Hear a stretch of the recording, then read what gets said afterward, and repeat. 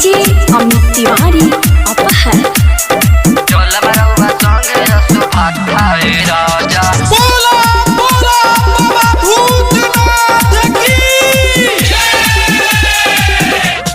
बबुआ हो जाई त भारा बखले बानी रउआ से पिया हम साच कहतानी रउआ से पिया हम साच कहतानी बबुआ हो जाई त भारा बखले बानी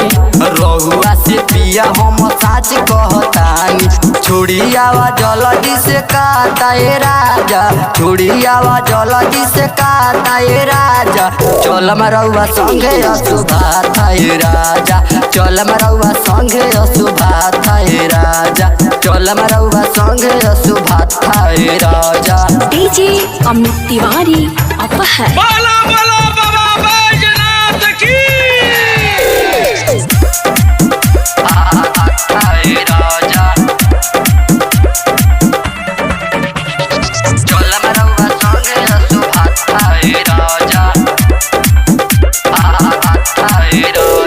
संगे संगे देवा घर भी जैती बलम भोला जी के दर्शन पैती बलम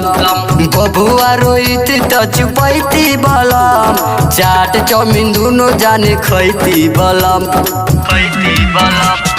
संगे संगे देवा घर भी जैती बलम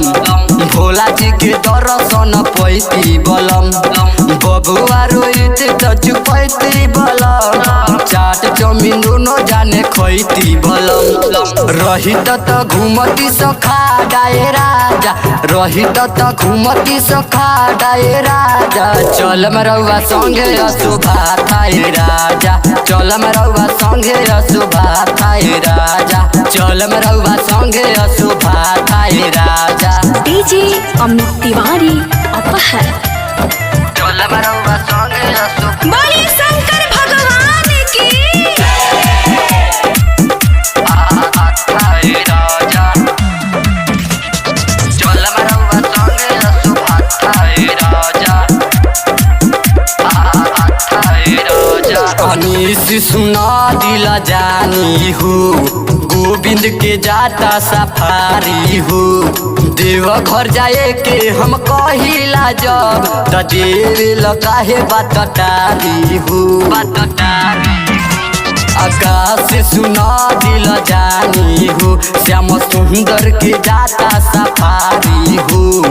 देव घर जाए के हम कहिला जब त देव काहे बात टारी हो